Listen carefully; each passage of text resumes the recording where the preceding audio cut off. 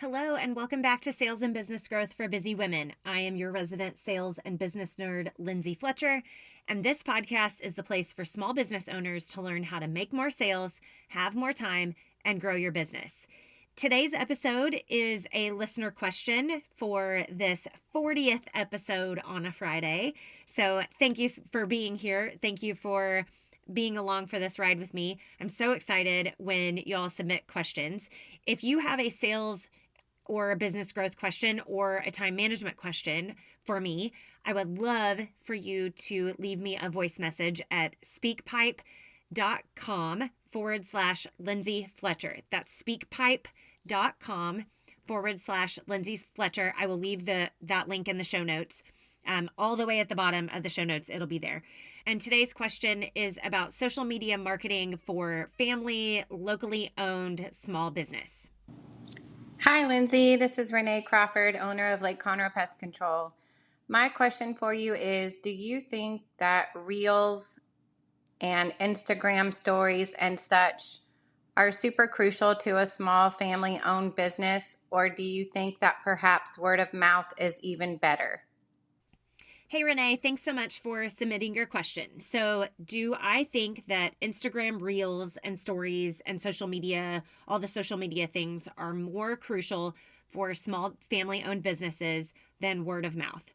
That is a great question.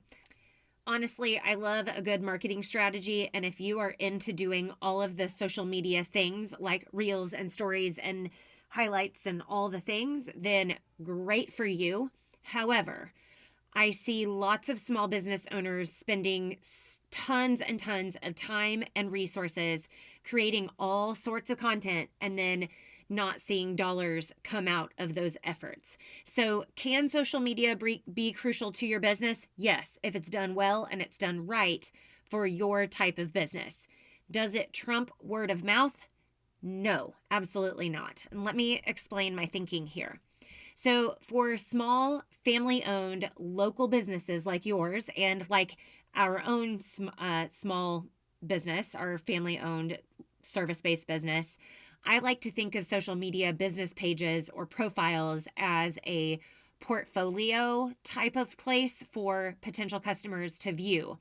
So they can come, they can look at it, they can see what we're about in a few posts, and then we also use it to communicate quickly with our customers if we have, weather delays or phone problems or, hey, we just won this award and we'd love to celebrate with you types of things. As I've mentioned before in previous episodes, we use social media in both of our businesses. So it's one part of our sales and marketing strategy.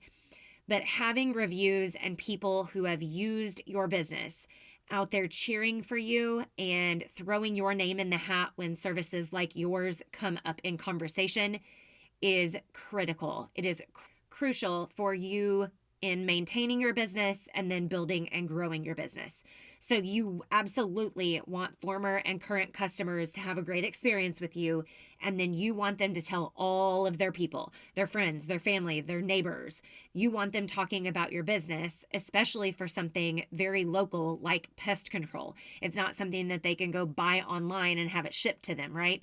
It's a local service provided business. So people buy from people that they trust, and word of mouth is them buying from a person that they trust, but buying from you in a roundabout way, if that makes sense. It's them trusting their neighbor or their family member enough to use the same company because that person trusts you. So it's like 2 degrees of separation, right?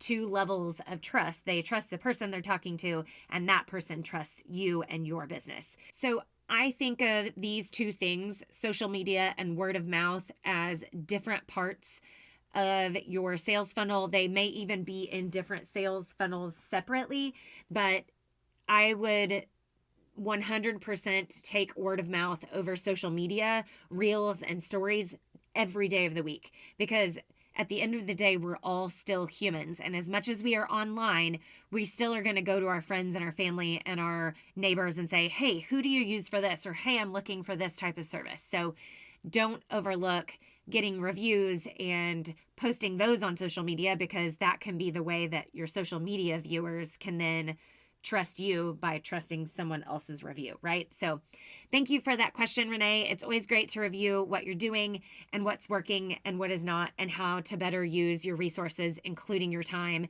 And I think this is a great topic for small business owners to think about how they're using social media and how that's impacting their business.